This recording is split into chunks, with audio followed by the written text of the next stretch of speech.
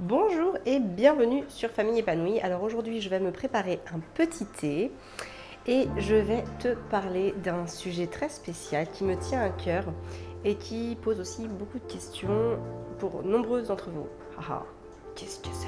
Bon alors finalement, si tu as vu le titre de cette vidéo, tu sais déjà qu'on va parler du sommeil de l'enfant. Donc je vais t'expliquer ce qu'il faut savoir, en tout cas ce que j'ai mis en place pour le sommeil de l'enfant. Et pour te parler de tout ça, eh bien, je vais tout simplement te montrer notre chambre, comment on dort, notre dortoir familial et t'expliquer pourquoi nous avons agi ainsi et comment nous agissons encore avec nos enfants actuellement.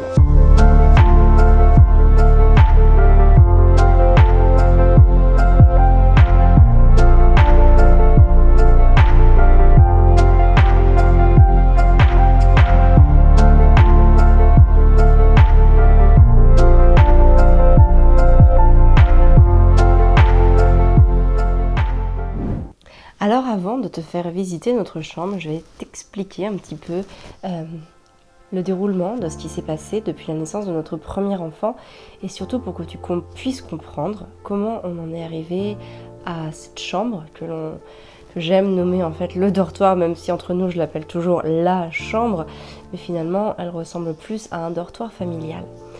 Donc en fait il y a 7 ans, quand Arthur est né, je pensais sincèrement qu'un enfant dormait à partir du moment où on le posait dans un berceau. J'étais assez novice en parentalité. Et puis les sages-femmes d'ailleurs à la maternité trouvaient qu'Arthur dormait très bien. Et elle m'avait dit « Oh, il dormira sans aucun problème ce petit bout ». Très bien, il avait d'ailleurs sa chambre, on lui avait préparé sa chambre.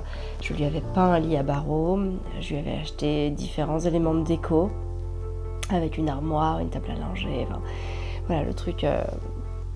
tout bien, tout comme il faut. Alors j'avais ça pris sur le bon coin parce que j'aime bien acheter en seconde main, bref. Et finalement, il avait quand même un petit berceau dans notre lit parce que comme j'avais prévu d'allaiter, je m'étais dit il dormira dans le petit berceau pour nourrisson à côté de moi et comme ça je pourrais le prendre facilement et le reposer quand il aura fini cet été. Finalement, absolument rien de tout cela ne s'est passé comme ça, tout simplement parce qu'en fait Arthur il pleurait. Dès que je voulais le poser dans son lit, il pleurait. Et même la nuit, quand j'avais fini, déjà il dormait très peu dans son berceau, et finalement quand il avait fini cet été et que je voulais le reposer, il pleurait. Donc très très rapidement, parce que je me suis quand même escrimée à vouloir le faire dormir dans son petit lit, donc on a tenté. Il voulait pas, j'y ai passé plusieurs heures à chaque fois, c'était très très long, c'était anxiogène, j'y pensais toute la journée. Je savais que chaque journée allait se terminer par un échec puisque je savais que j'arrivais pas et du coup je passais des très mauvaises journées, je passais également des très mauvaises nuits et ça a vraiment été très compliqué et il y a un moment je me suis dit mais je peux pas, c'est pas ça que je veux pour mon enfant, je veux pas de cette relation-là. Je veux pas me dire toute la journée je stresse et puis le soir j'y arrive pas et puis du coup ma vie avec Fabien en prend un coup parce qu'on n'a plus de moments pour soi, parce qu'on n'arrive plus à se parler, parce que je passe mes soirées à l'endormir et que ça me bouffe, que j'arrive plus à avoir de temps pour moi. Et bref, tout ça c'était vraiment très très compliqué, je ne pouvais plus gérer ça. Alors on a tout simplement déjà commencé par accepter le fait qu'il dorme avec nous. C'est quelque chose qui a été un élément déclencheur. Et on s'est dit, on va l'accepter, c'est-à-dire qu'on va commencer à l'accepter aux yeux des autres.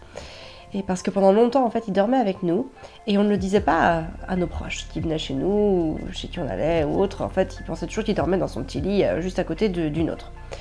Et on a commencé à dire, non mais il dort avec nous, en fait, on fait du cododo. Ça s'appelle du cododo, parce qu'il y a 7 ans, c'était encore des notions que les gens ne connaissaient pas, fallait leur expliquer.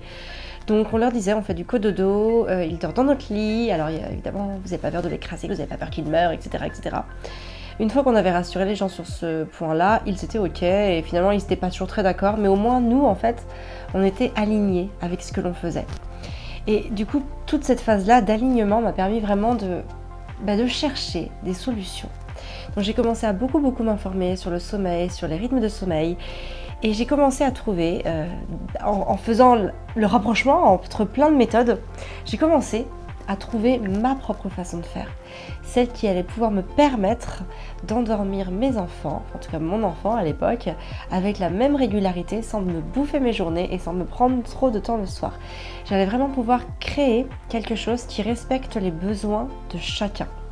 Et ça, C'était formidable. À partir du moment où j'ai commencé à entrer dans cette démarche-là, j'ai senti un réel apaisement en moi. Alors ça a pris du temps, ça ne s'est pas fait en un claquement de doigts, mais à partir du moment où j'ai commencé à entrer dans cette démarche positive, bienveillante, empathique, en conscience et dans le respect des rythmes de chacun, j'ai commencé déjà à entrevoir un état d'esprit beaucoup plus positif me concernant. Alors cette méthode, elle est bien sûr basée sur le respect des rythmes de chacun, sur la conscience du rythme des enfants et sur notre aspect fondamental, notre mission même, qui est de pouvoir accompagner nos enfants quoi qu'il arrive. Alors évidemment, elle respecte énormément de codes, on va dire des petites routines, des états d'esprit, des postures à adapter et à adopter. Et voilà, c'est pas le sujet de cette vidéo parce que ça serait beaucoup trop long. D'ailleurs, si tu es intéressé sur le sujet du sommeil de l'enfant, sache que j'ai créé des vidéos spéciales uniquement dédiées à ce sujet. Je te mets le lien dans la description pour les recevoir gratuitement dans ta messagerie. Et comme ça, tu en sauras beaucoup plus sur le rythme de l'enfant, sur ses besoins en sommeil et sur comment l'accompagner sans pleurs et sereinement pour qu'il s'endorme. C'est vraiment une méthode simple et naturelle pour accompagner son enfant sans pleurs le soir, pour éviter qu'il ne s'endorme en pleurant et donc pour accroître la confiance qu'il va te porter et que tu vas donc te porter, parce que ça va être une réussite que tu vas vivre et cette réussite va pouvoir t'entraîner positivement dans ton rôle de maman. Alors pour en revenir à cette histoire de dortoir familial, il faut donc savoir que Arthur, en grandissant, est resté dans notre chambre. Le lit étant petit, nous avons investi dans un lit plus grand et nous l'avons gardé avec nous. À la naissance de son frère, il ne voulait pas dormir dans une chambre à part. Nous l'avons donc gardé avec nous, seulement on ne pouvait plus être 4 dans le lit, même en 180. Donc il a commencé à avoir un lit à part à côté de lui, enfin à côté de nous, mais pour lui. Et ensuite, son frère l'a rejoint quand on a eu Constance. Et encore une fois, à chaque fois, on leur demande: est-ce que vous voulez dormir dans votre chambre? Et la réponse était non. Donc aujourd'hui, on se retrouve à 5 dans une grande chambre qui doit faire à peu près 50-55 mètres carrés, peut-être un peu plus même. Et voilà. Et je vais vous montrer notre disposition, comment on fait, et tous nos petits trucs et astuces pour passer des bonnes nuits. Bienvenue dans notre chambre. Donc, voilà notre chambre. Voilà comment elle se compose. Donc ici, nous avons notre lit à Fabien et moi. Donc on remarquera à côté une petite lumière avec voilà mon livre du moment, un carnet de notes. Il y a juste une toute petite lumière tout simplement parce que le soir, il ne faut pas déranger trop les enfants. On a le ventilateur ici parce que comme on est sous les combles, ça peut tout simplement monter très vite en température l'été. Ensuite, on a mon bureau. Donc ça, c'est mon bureau. J'y viens régulièrement quand les enfants sont gardés en bas ou sont avec Fabien en bas. Mon bureau qui a cette jolie vue sur le jardin ainsi que sur notre cheval. Voilà, et après on passe du côté enfant. Donc tu remarqueras que notre chambre est quand même bien divisée par, voilà, par cette moitié qui est coupée et qui fait une sorte de séparation. Donc ici, nous retrouvons les lits au sol. Quand je dis au sol, ils sont sur des sommiers. On les voit, enfin des sommiers à lattes. Donc là, il y a le lit d'Arthur. Donc Arthur dort ici. Ensuite, Constance dort comme ça. Et Gaspard dort ici. Donc ils ont tous les deux un lit en 180, mais que j'ai mis dans la largeur. Donc en fait, il fait 2 mètres par 180. Comme ils font moins d'1 mètre chacun, ça ne pose absolument aucun problème. Donc les lits sont au sol. Il y a la petite bouteille d'eau pour Gaspard qui a souvent soif le soir en s'endormant. Comme ça, en fait, ils sont au sol et ça leur permet de pouvoir tout simplement sortir du lit au moment où ils en ont envie. Il faut savoir que là, j'ai fait le lit. Alors le mien est toujours fait, je fais toujours mon lit. Ceux des enfants ne sont pas toujours faits, mais je les fais quand il y a des invités. Et aujourd'hui, je considère que tu es un invité dans ma chambre, parce que je ne fais pas monter beaucoup de personnes dans ma chambre. Qu'est-ce qu'on retrouve aussi dans notre chambre? Très simple, hein. On retrouve ce petit bac où il y a 2 livres, Les animaux du monde et des histoires de Sam le pompier. Donc ça, ce sont nos livres quand on est trop fatigué, enfin qu'il est trop tard le soir pour pouvoir lire une plus grande histoire, alors on ne perd pas de temps et on choisit une histoire là-dedans. Les enfants le savent, ça fait partie du rituel. Si on a profité plus dans la maison ou si voilà, si on a plus discuté ou qu'on a perdu du temps ou qu'on est en retard sur le planning, on va dire ça comme ça, même si je suis pas non plus hyper voilà, rigoureuse sur les horaires, on peut être à 5 minutes près sans souci.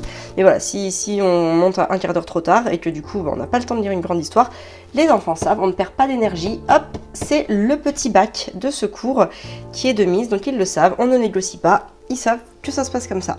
Voilà, donc tu remarqueras que dans la chambre il n'y a pas beaucoup de choses superflues, tout simplement parce que c'est un endroit pour dormir, et quand nous avons plus de temps, alors nous allons choisir un livre dans cette bibliothèque là. Donc voilà, ça c'est la bibliothèque principale des enfants, et quand on a plus de temps, eh bien ils choisissent à leur guise un livre dans cette bibliothèque. Il faut savoir que je lis, alors ça ce sont mes livres à moi, hop, ça ce sont pour les enfants, donc en fait je lis un seul livre par soir, donc il faut que ça plaise aux trois. Voilà. Alors je considère ma chambre comme un organisme vivant, en perpétuelle évolution. Actuellement elle est comme ça, mais elle peut encore être amenée à être modifiée. J'aimerais bien mettre plus de séparation entre les enfants et nous, donc pourquoi pas mettre des petits rideaux, des choses qui vont permettre aussi de couper visuellement, voilà, puis surtout aussi pour pouvoir peut-être mettre une autre lumière pour que Fabien aussi puisse lire, parce que là il n'y a que moi qui ai la lumière, finalement c'est mon côté ça là-bas, et donc il n'y a que moi qui puisse lire au lit, ou alors Fabien peut lire, mais du coup il est vraiment dans la pénombre, parce que la lumière n'est vraiment pas forte du tout, exprès pour que ça ne dérange pas les enfants qui dorment. Bon, en général quand ils dorment, mais voilà, je préfère faire les choses bien. Et puis je trouve que ça pourrait être joli aussi d'avoir un petit rideau. J'aimerais aussi changer les housses de couette, donc je vais bientôt vendre toutes mes housses de couette sur le Bon Coin, et je vais en acheter, je voudrais en acheter que des unis, donc toutes de la même couleur, en lin. Voilà, c'est ma lubie du moment. Mais avant ça, il faudra que je vende celle-là. Donc ce n'est pas encore demain que je vais changer les housses de couette. Voilà, en tout cas, ce qu'il faut, c'est vraiment avoir un environnement qui soit le plus simple possible, en tout cas à mon sens, pour éviter toute source de distraction et même voilà, de déconcentration. Qu'ils sachent que quand ils rentrent dans la chambre, en fait, il n'y a rien d'autre à faire qu'à part lire une histoire et ensuite s'endormir. Voilà, donc ça c'est vraiment très important, donc c'est pour ça qu'elle est très épurée. Ça me permet aussi moi d'être très concentrée pour travailler, de ne pas être gênée par des choses qui vont venir m'embêter, m'agacer, perturber, prendre de l'énergie, ou que je vais vouloir repositionner ou autre. Voilà. Le fait de ne pas avoir grand chose dans sa chambre, finalement ça fait gagner beaucoup de temps sur la productivité, que ce soit en termes de travail ou en termes de sommeil. Voilà pour cette vidéo. Donc évidemment, si tu es intéressé par les questions du sommeil de l'enfant, je t'invite vraiment à cliquer dans le lien sur la description. Tu auras absolument tous mes meilleurs conseils, toute ma méthode pour pouvoir endormir naturellement et simplement ton enfant, sans pleurs, sans cris, sans larmes et sans y passer toute la soirée aussi. Voilà, si tu as aimé cette vidéo en tant qu'invité dans ma chambre, tu peux aussi me laisser un j'aime, un commentaire, t'abonner à la chaîne YouTube, et moi je te dis à très vite dans une prochaine vidéo. Prends soin de toi et de ton enfant.